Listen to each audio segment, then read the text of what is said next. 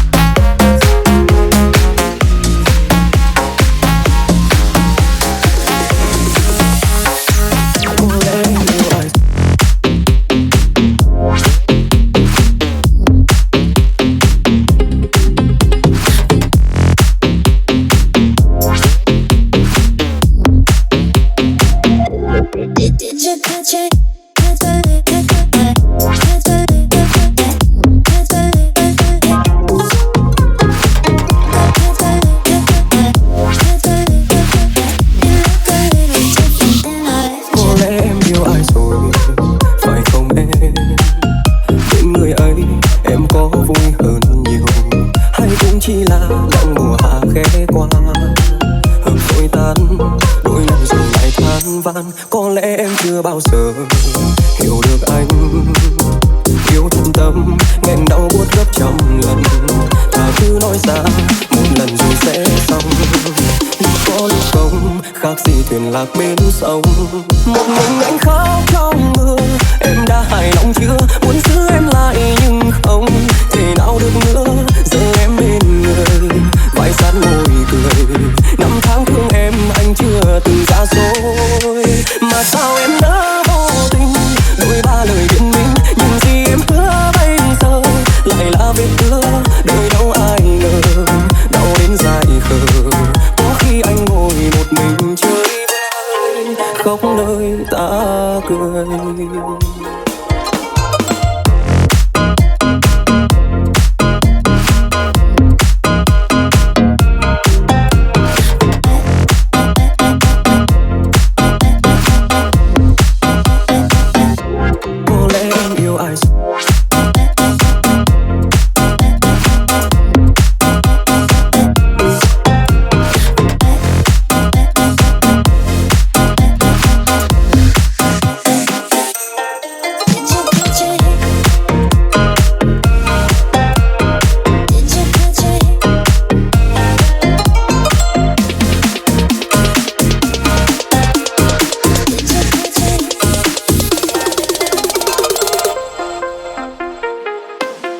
Thế là anh bỏ lỡ chuyến xe cuộc đời.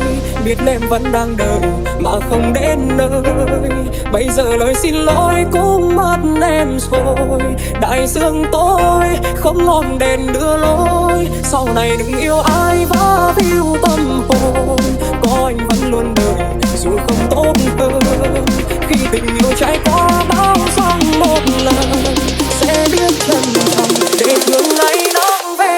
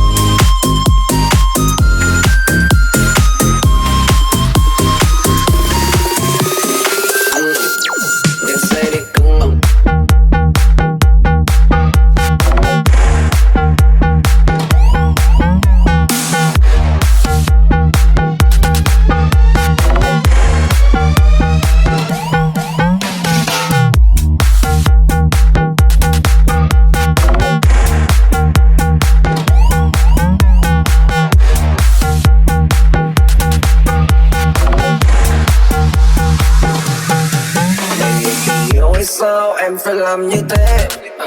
Giờ về nhà anh đi, anh chỉ cần em nằm trên ghế. Dạ bảo vâng anh biết không phải làm em lời tư thế. Bên em cần muốn làm cho em nghe mẹ quên hết đường về. Chạy làm chi trong khi em còn đang nghe. Cười tươi đi anh sẽ gọi em là em bé. Và lần đầu tiên khi lần yêu vẫn sẽ là em bé. Giật mình giật mình tất cả trong năm nay chỉ có anh về. Nên say đi.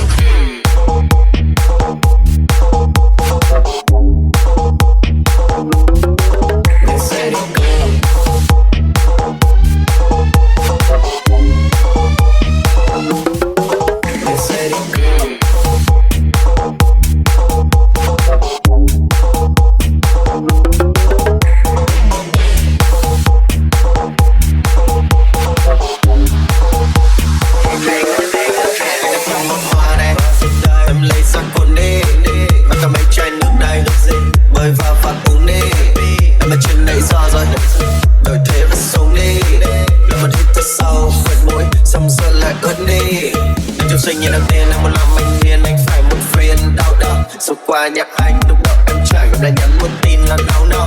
Nhưng mà lúc em gợi ý nơi đây em có anh cứ Paulo. Cho nên tên này cho em phải làm cùng phim để cho con private photo. Tìm em lên phone ring ring, con tay bóng bẩy đầy bling bling. Mình và em ngồi xa lại còn xinh xinh, xách túi Chanel lên lung linh. Chơi em Tiffany và Nike, năm 120 trên Benzy. Em đóng phục cảnh của Fanny, em lại thích cả bóng fan Messi. Em lênh làng đi, anh lênh lênh này, đừng up lên story. Anh không muốn lên ngay, do it for me. Trong căn phòng khói bao bầy, em đổi tư thế em nằm trên ghế, muốn anh làm cho mình. Nên say đi, nên say đi, nên say đi, nên say đi, nên say đi, nên say đi, nên say đi. Cho em cứ lấy đi. Có mấy khi cho em cứ lấy đi. Nên say đi.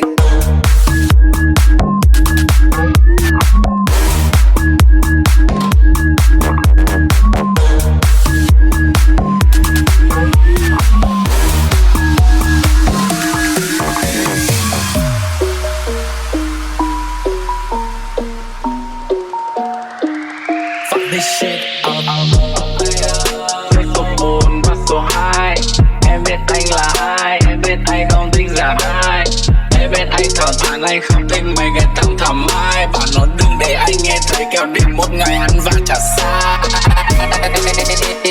Tê tóc còn dreadlock, thấy anh em ta đi bội chắc còn ngó cứ như là catwalk. Cuộc thuyết phục những người yêu tao tim mà những lời phét la. Just take a step back, đơn giản để chúng mày hết đà. Nhạc hay là lỗi của anh.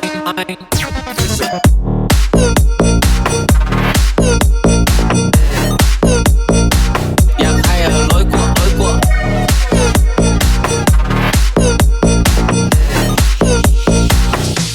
tiền bay vào túi của anh.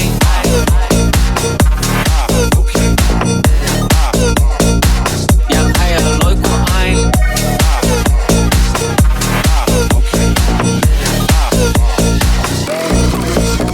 Trong số bọn tao còn tên tao còn dreadlock, thấy anh em ta đi bộ trong còn ngó gần như là catwalk. Cố thuyết phục những người yêu tập tin và những lời phét la. Take a step back, đơn giản để chúng mày hết đà. Lúc sống hiện đại, trong từ check chưa 2 con điện thoại. Nhưng mà ta bắt thông báo với tao một tất lượng khoảnh khắc hiện tại. Nhắm đôi mắt, cả cuộc đời của tao ta hiện lại. Để chúng mày không biết gì về tao, để chúng mày tìm được tương lai. W-H-I-D-I-E, yeah. Shut the fuck off, you know now me.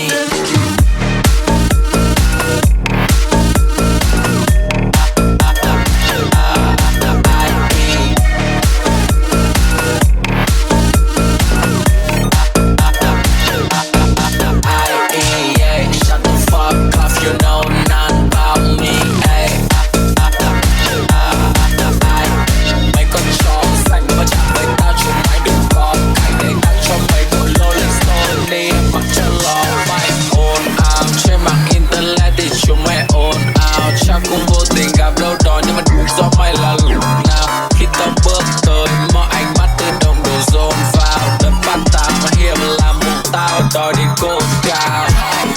4-6 tháng mời mày ai, tao bảo mẹ đã mua cái nào cho tao tiền nó cầm vừa tay. Có đang bận câu chuyện đánh bỏ tìm việc ở đảo bên tận trường vay. Mẹ mà tí nữa về còn đang em sao gạo nó bảo buồn không nhập đường dây. Ok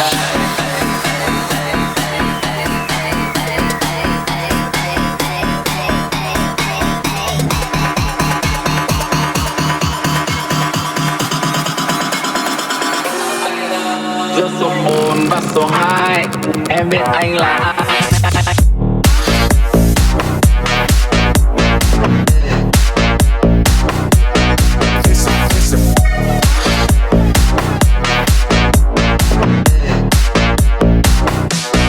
Em biết anh là ai.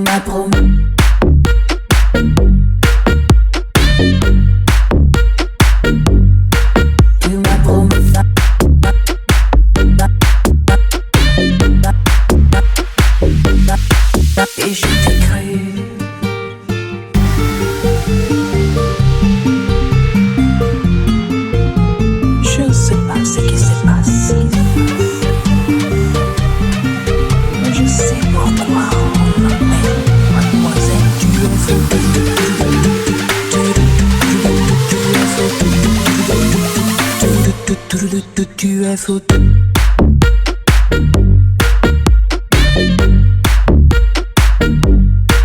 Tu m'as promis ça.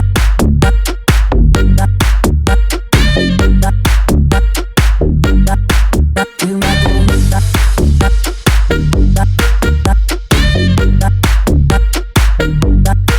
Tu m'as promis ça.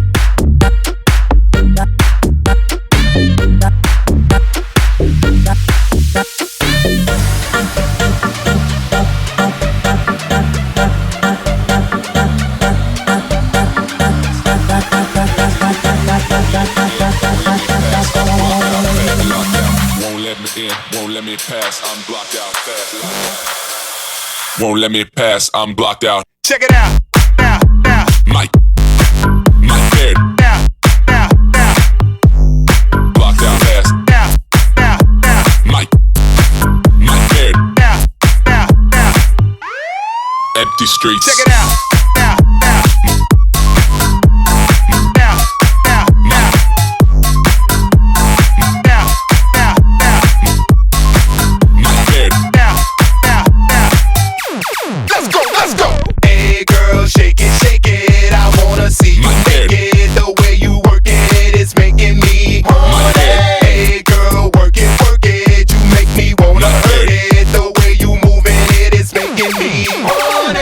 Hey girl, hey girl, Mike, hey girl, hey girl, Mike, hey girl, Mike. hey girl, Mike dead, hey girl, hey girl. empty streets. Hey girl, work it, hurt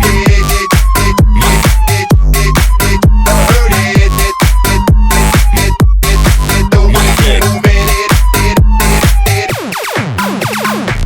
Yo, now that I'm back in the game, it's about to change, it'll never be the same. Hey girl, take it, I want the see you take it, hey girl, take it, I want the moving it is making me horny. Hey girl, work it, did you make me wanna hurt it? The way you moving it is making me, the way you making me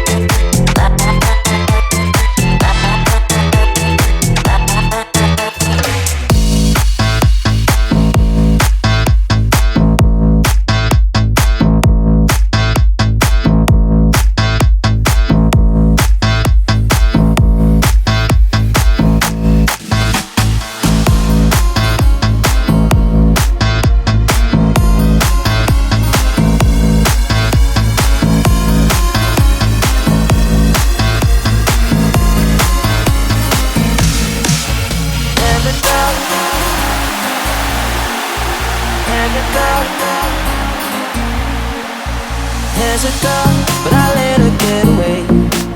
It's all my fault, cause pride got in the way. And I'd be lying if I say I was okay about that girl, the one I let get away.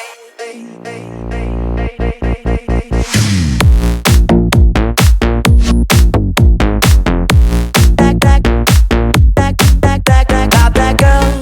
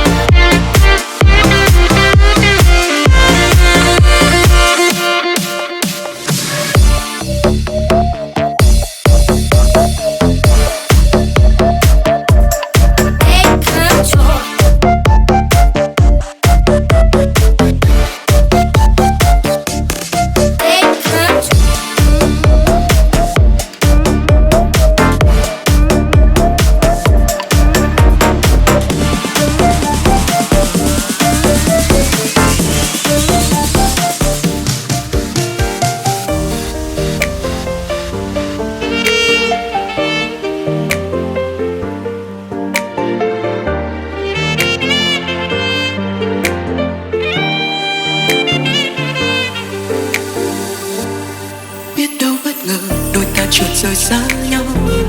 Ai còn đứng dưới mưa ngân nga câu ru tình, và môi hôn dẫn ướt giữ ấm sâu trong mưa. Cơn bước theo dài sẽ là dối lòng khi em trở lại âu lâu.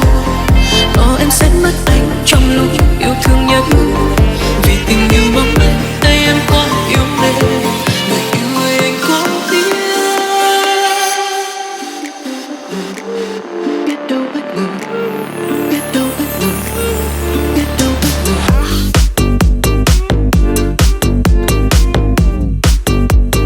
Biết đâu, biết đâu, biết đâu bất ngờ.